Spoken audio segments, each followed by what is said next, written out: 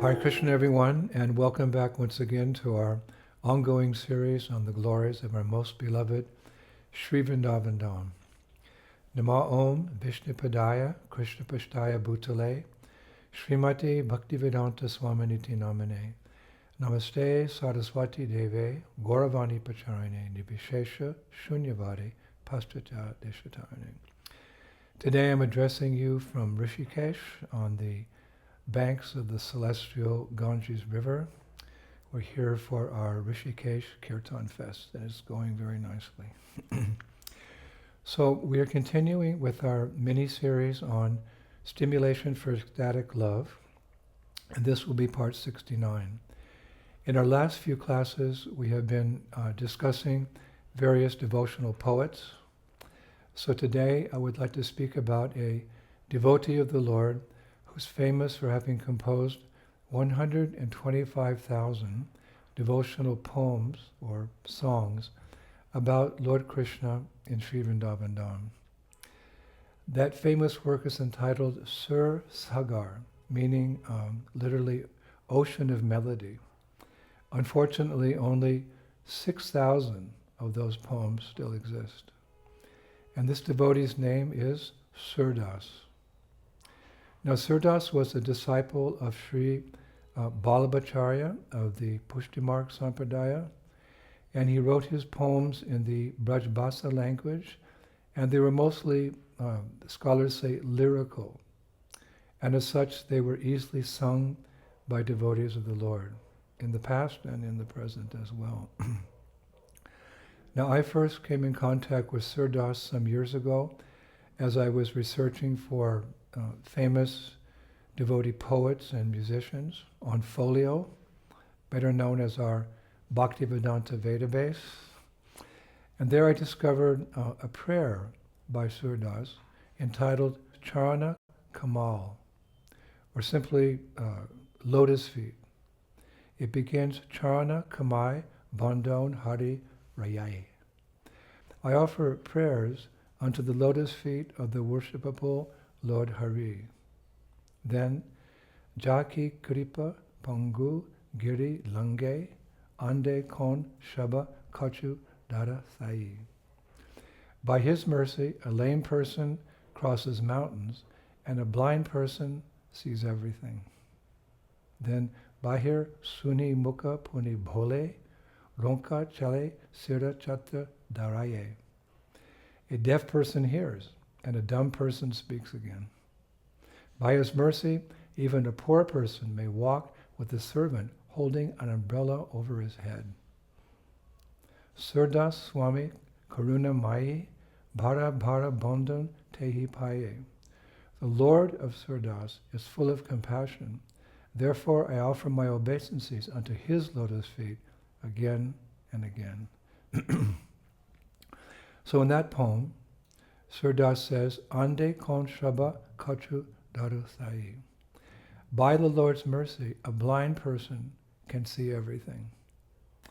And as I inquired further, I discovered that this poet saint, Surdas, was literally speaking from experience. For Surdas was actually born blind. He was born blind.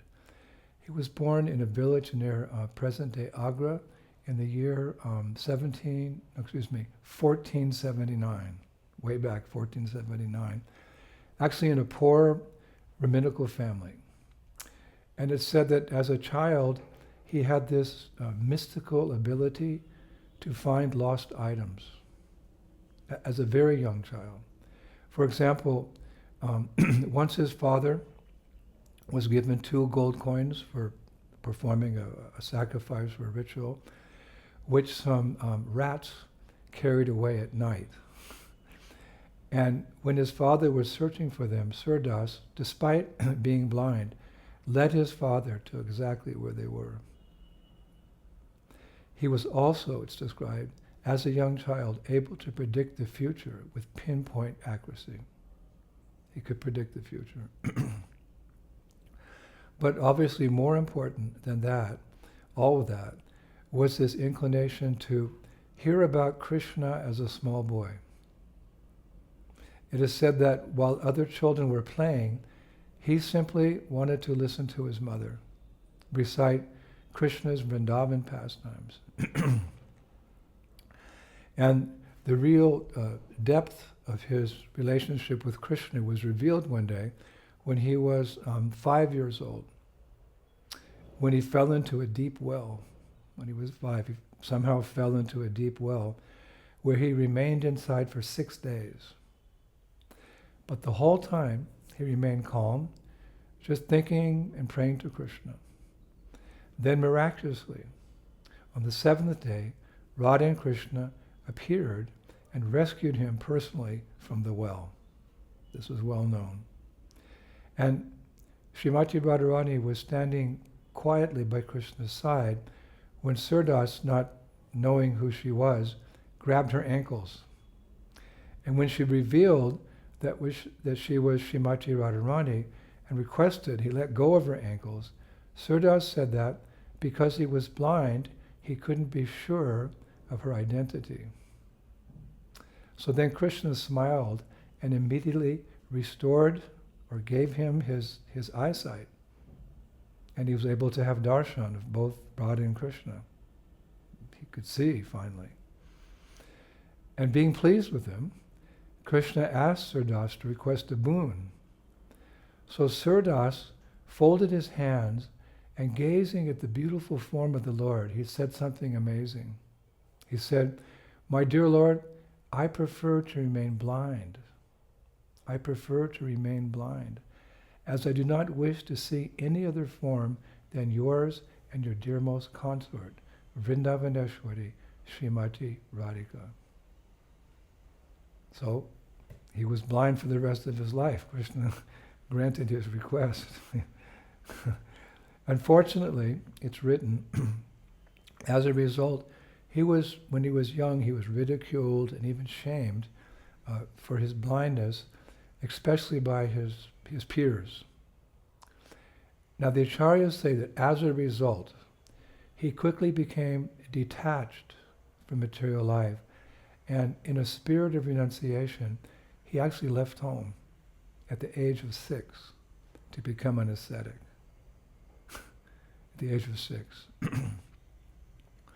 Now, it may be surprising to some people that a boy could and would leave home at such, what could you say, tender age. But it wasn't an isolated case. There are numerous similar examples in Vedic history. For example, we hear in Srimad Bhagavatam how Narada Muni left home at 5 years of age. And Dhruva Maharaj also left his mother and father and went to the forest at, I think, the same age, 5, looking for God, for Krishna.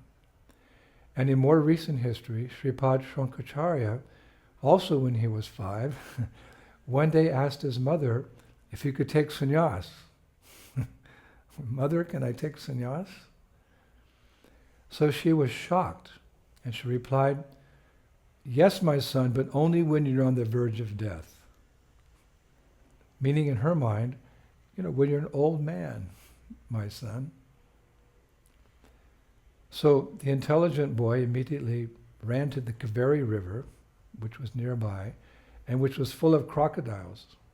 And he jumped in, and he swam to where the crocodiles were floating.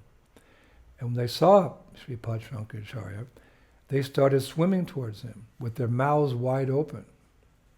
And at that point, Shankaracharya called out, "Mother, oh mother," she was nearby, "I'm now on the verge of death. Can I take sannyas now?" So his startled mother had no other choice but to call out with tears in her eyes, "Yes, my dear son, you may." And with that, Shankaracharya was actually a good swimmer. He outswam the ferocious crocodiles back to the shore of the river.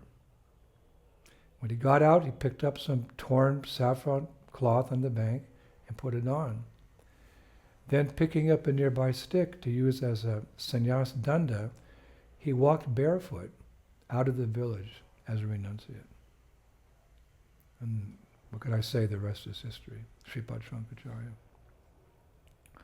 So our hero today, Surdas, he expressed a similar desire to renounce the world in pursuit of God, and he left home at 6 years old. And where did the poor boy go? Well, he went straight to the banks of the Jamuna. It's described there he became enriched with the mercy of Sri Vrindavan Dham. They put that so nicely, the scholars. He became enriched with the mercy of Sri Vrindavan Dham. Brihat Bhagavatamritam 116 speaks of the Jamuna River so nicely. All glories to Sri Jamuna, the daughter of the sun god and sister of Yamaraj. She is the beloved of Krishna, the killer of Mora, and has exceeded the greatness of Ganga Devi in her friendship with him. Having made intimate friendship with Mathura Devi, she always embraces her, and disguised as ordinary water, her waves flow with the honey of the pastimes of Sri Krishna. Her waves flow with the honey of the pastimes of Sri Krishna. Well, there he went, in Braj, on the banks of the Jamuna. So there in Vrindavan, he gradually became an accomplished poet and musician and composer of devotional songs. And he also became very expert in playing a number of musical instruments. In time, he met his spiritual master, Balabhacharya, and he took initiation from him. Now, when Surdas first met Balabhacharya, at their very first meeting, he started crying. And he said to his guru, "O my master, I am blind in both material and spiritual vision. My whole life I have been suffering in the clutches of the Lord's material energy. Not finding peace anywhere in this world, I have come to you to take your shelter." And Balabhacharya, he replied, "O Sur, being Sura, meaning in Sanskrit brave, why are you weeping?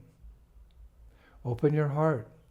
Do you not see the grand reception in the courtyard of Maharaj Nanda on the occasion of his beloved son, Krishna's appearance?"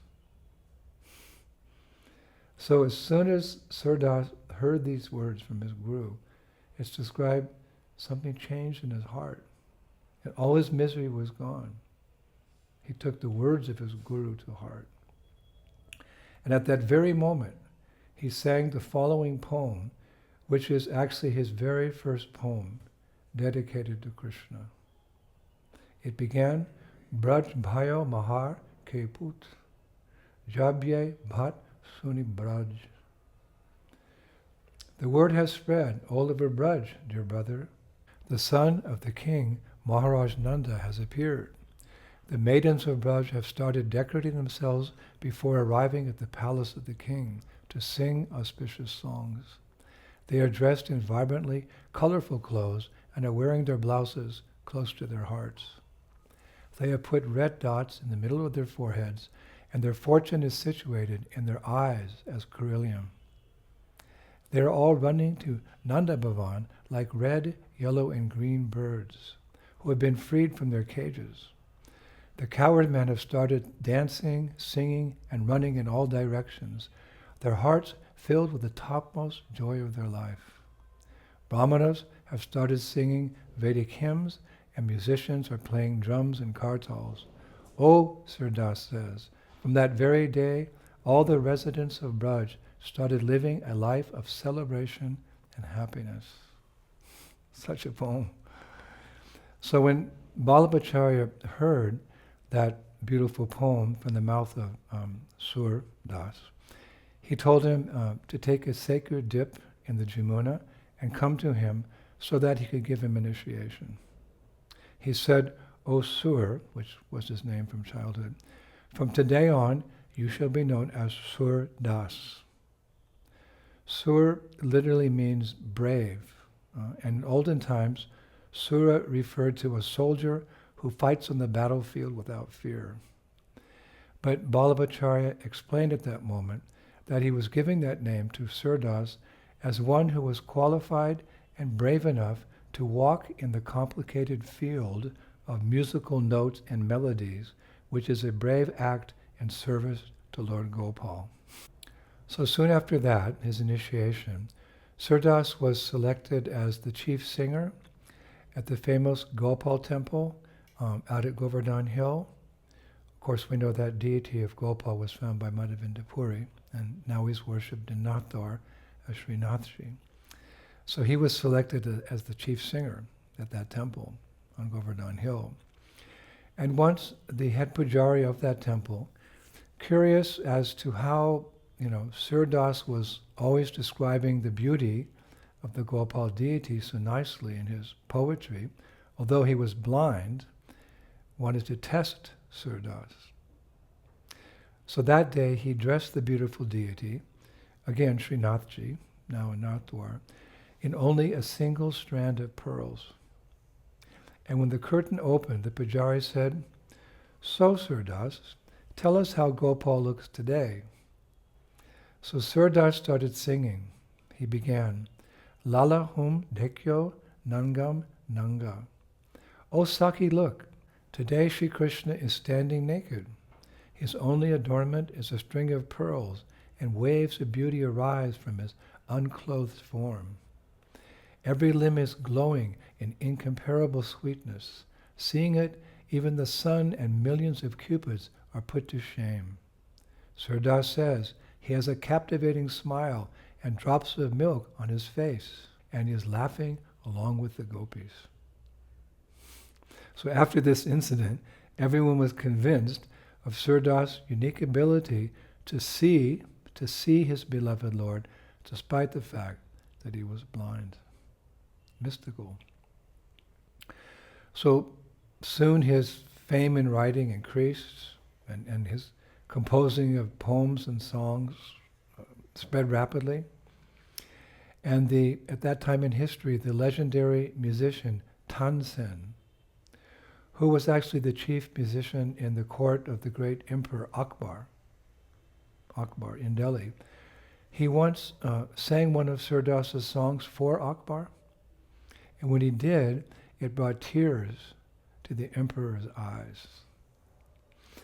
But when Tansen said the song wasn't his composition, but he said a great devotee of Krishna living in Vrindavan, Akbar asked Tansen to go to Vrindavan and bring that person, Surdas, back to his palace in Delhi to sing for him. So when Tansen arrived in Vrindavan, accompanied by a soldier and a palanquin to bring Surdas back to the king's court, and he approached Surdas and asked him to accompany him for this particular purpose, Surdas just refused to go.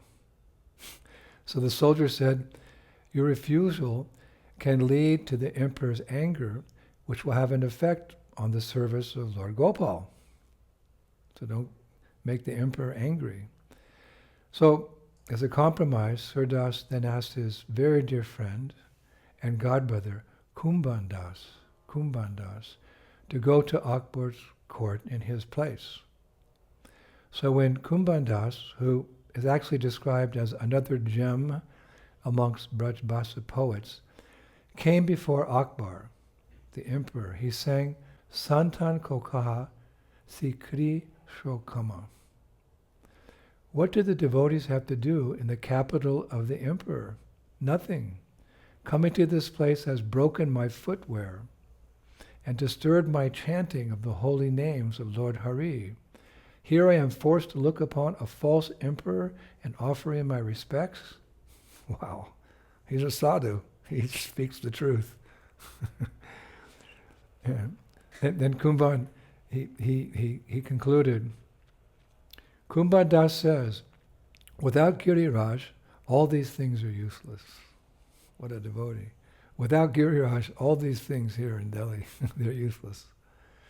So after hearing that, I was astonished. Instead of becoming angry, Emperor Akbar allowed Kumbhan to return to Vrindavan with an earnest request that Surdas reconsider and come to Delhi to sing for him. So, actually Surdas eventually agreed. somehow or other. And when he arrived in Delhi, Akbar asked him to quickly compose a poem about his exploits, meaning the emperor's exploits. But Surdas refused. And when Akbar asked him why he was refusing, Surdas broke out in a spontaneous song. This was the song. No more room remains in my heart. It is the son of Nanda who lives there, always, all the time. How is it then possible to let someone else even come in? In the waking hours, in the dreams at night, his face never leaves my heart, not even for a moment. People tell tales, O Uddhav. They try to tempt me, but what can I do? My heart, so full of love, is like a clay pitcher into which an ocean cannot be poured. Surdas sings only of dark and lotus-faced Krishna, of his soft and sweet smile. It is for the vision of him that my eyes thirst eternally. And when he finished singing, Akbar stood there speechless, and tears were flowing down his cheeks. And only Tansen was able to speak. And he said famously, Kin down sir ko sar lagyo, kin down sir kipir, kin down sir ko pad lagyo, bhedyan shakal sarir. Some are hurt by a warrior's arrow, some are tortured by pain, but those whose hearts are touched by Sura's lyrics are pierced through again and yet again. Let's recite that again. Famous. Some are hurt by a warrior's arrow, some are tortured by pain, but those whose hearts are touched by Sura's lyrics are pierced through again and yet again. So actually many of Surdasa's songs were in the Brajbhasa language of Vrindavan, which very much endeared him to the residents of Vrindavan. It said with his poetic genius and musical skills, he knew how to turn the hearts of the Brajavasis, because he only sang of Krishna and Krishna's devotees. He wasn't like many sadhus at that time who spoke and sung of the formless Supreme. Surdas made it very clear. In my research, I found one of his songs to that effect. Listen to this. He writes, my mind runs in circles, bewildered, finding nothing to grasp, no support in the formless, who they say is faceless, with no attributes, no lines, no characteristics. They consider it in every way inaccessible. So Surdas has decided to sing of the beautiful Lord incarnate, Sri Hari, and all his attractive pastimes. He made it very clear. Not the formless, but the Lord himself.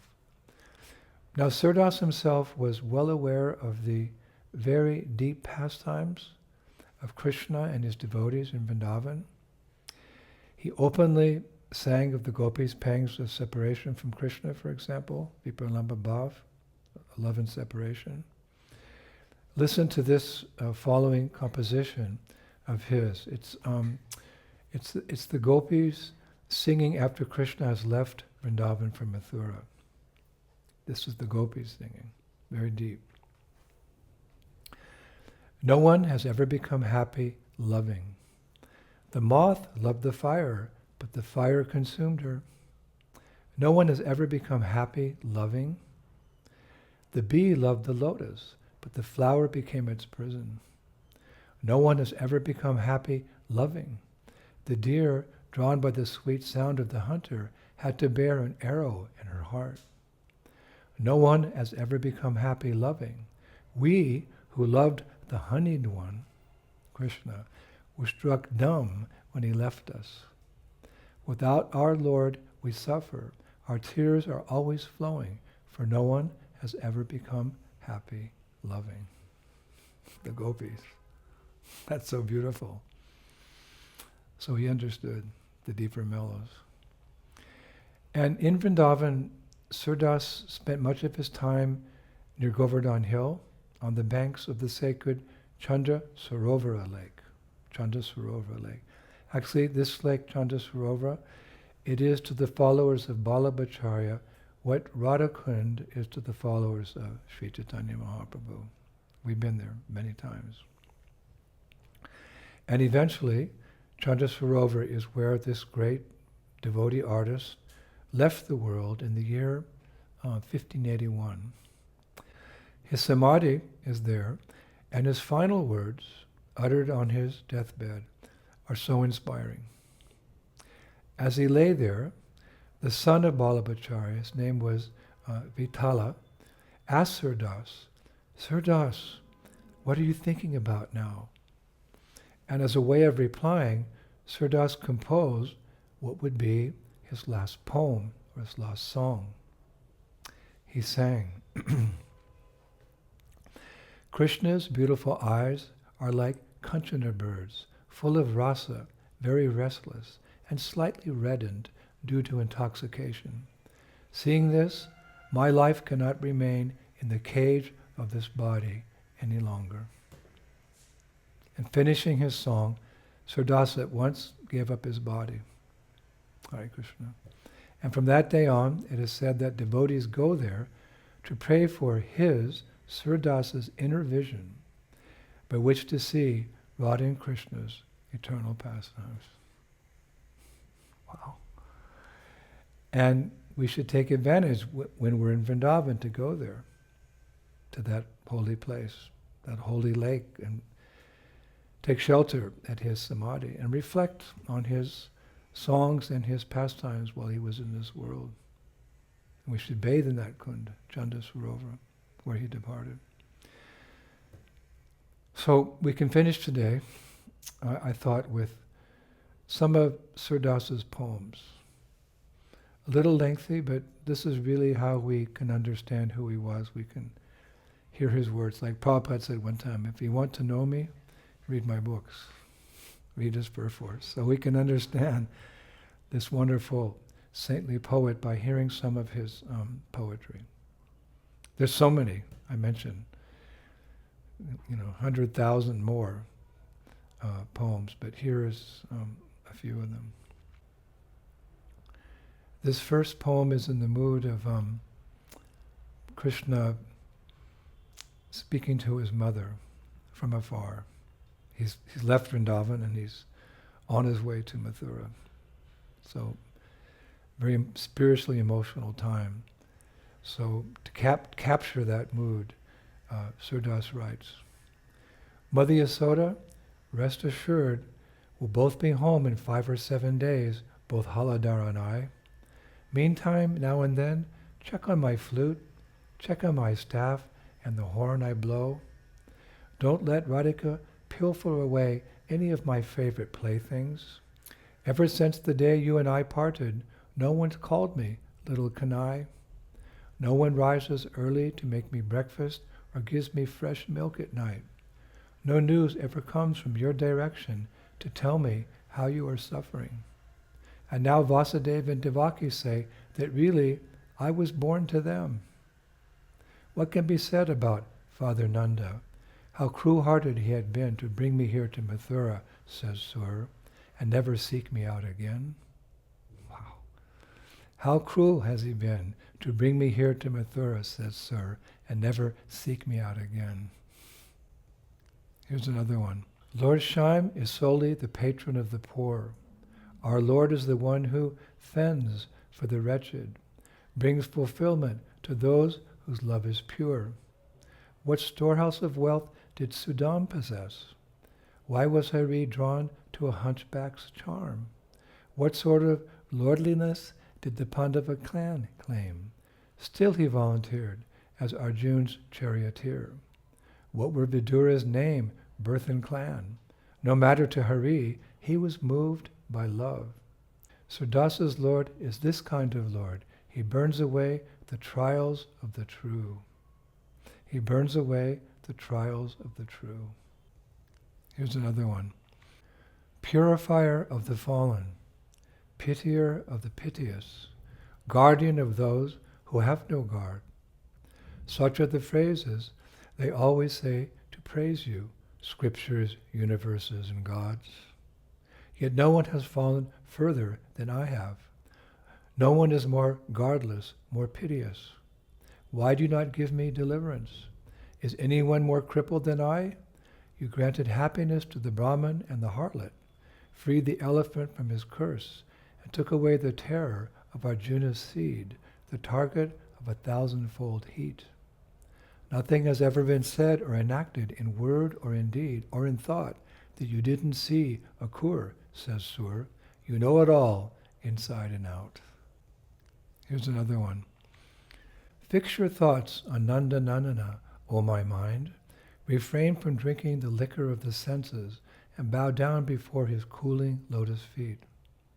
His legs, beautifully flexed at the knee, appear like lovely staffs of gold, and the shining yellow garment clinched around his waist seems like the saffron-colored core of a lotus. His bells make a sound like the happy clatter of little goshlings newly born, and from his navel to his chest a row of tiny hairs marches forth like a regiment of bees.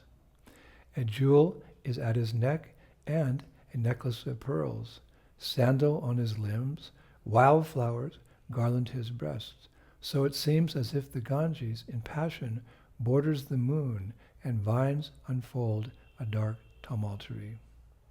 His hands and arms are lotuses, petals and stems. His mouth shapes sweet-sounding words, and so radiant is his face. It's a peerless moon on a fragrant, brilliant night.